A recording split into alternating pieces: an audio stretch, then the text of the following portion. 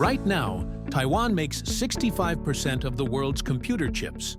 One earthquake, one conflict, one disruption, and your phone, your car, even your refrigerator stops being made. The entire global economy freezes. In 2021, India saw this vulnerability and made a shocking announcement. They're investing $10 billion to break into semiconductors. But here's the thing. India currently makes almost zero chips. They import everything.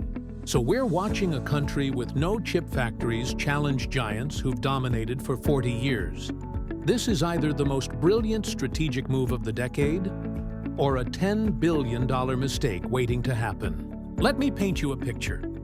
Right now, as you're watching this video, there are roughly 100 billion transistors working inside your device.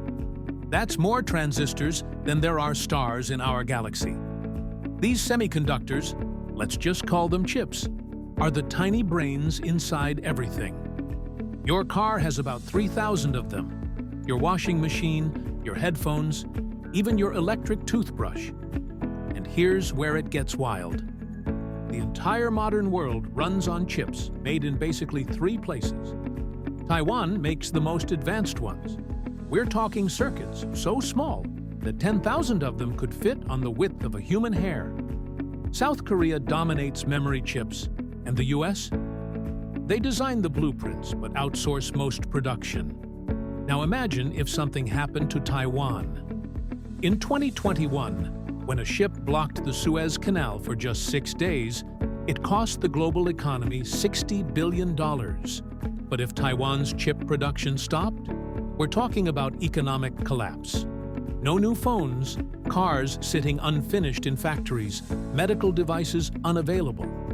The entire $700 billion semiconductor market would freeze. And that's exactly why India sees opportunity in this risk. Picture this scene.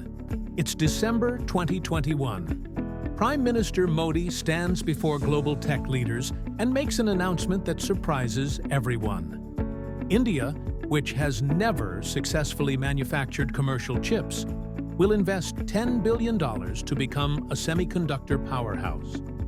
To understand how audacious this is, imagine someone who's never built a house announcing they're going to construct a skyscraper in an earthquake zone during a storm.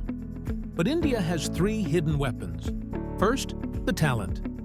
Here's something most people don't know. 20% of the world's chip designers are actually Indian. Companies like Qualcomm, Intel, and AMD already employ thousands of Indian engineers. They design the chips, they just don't make them. Second, the market. India's appetite for electronics is exploding. By 2030, India will consume $100 billion worth of chips annually. That's like having a guaranteed customer base the size of most countries' entire economies. Third, timing. With US-China tensions and Taiwan vulnerability, the world desperately needs alternative chip suppliers. India is saying, "We'll be your backup plan." But let's talk about who India is trying to compete with. Taiwan Semiconductor Manufacturing Company, TSMC, isn't just a company. It's an empire. Imagine a factory so advanced that workers can't even enter. Robots operate in spaces where a single speck of dust would ruin millions of dollars of product. TSMC has 70 of these factories. They produce chips at 3 nanometers. That's 3 billionths of a meter. To put that in perspective, if a 3-nanometer chip was the size of a house, a human hair would be as wide as a football stadium.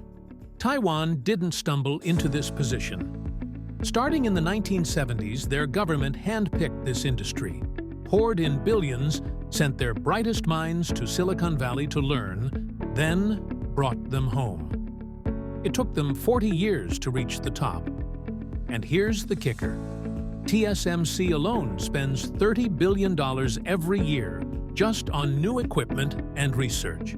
That's 3 times India's entire semiconductor budget. Meanwhile, the United States is writing its own comeback story. They invented semiconductors, but outsourced production. Now, they want it back. The CHIPS Act, $280 billion of government money, is like the Manhattan Project for semiconductors. Intel is building factories in Arizona that will cost more than most countries' space programs. TSMC and Samsung are setting up U.S. operations. But America's real power? They control the technology that makes chips possible. Every advanced chip factory in the world needs American equipment and software. It's like controlling both the recipe and the oven in a global bakery. So where does this leave India? Let me be brutally honest with the data. India's first commercial chip won't be ready until late 2025, and it will use 28-nanometer technology. That's what Taiwan was making in 2011. By the time India reaches where Taiwan is today, Taiwan will be making chips we can't even imagine yet. But here's the plot twist. India isn't trying to beat Taiwan at making cutting-edge chips. They're playing a different game entirely. Think of semiconductors like the car industry. Not everyone needs a Ferrari. Most people need reliable Toyotas. India is positioning itself to make the Toyota of chips, the ones that go in your TV remote, your car's dashboard, your home security system.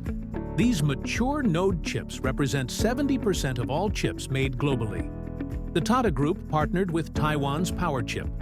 Micron is building a $2.75 billion testing facility. These aren't meant to compete with TSMC's bleeding edge. They're creating an alternative supply chain for the world's bread and butter chips. Here's what this really means for our future.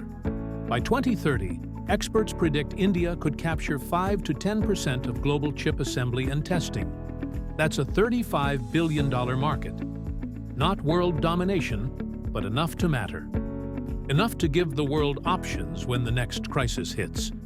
For investors, this is a 15-year bet on supply chain diversification. For governments, it's about not putting all eggs in the Taiwan basket.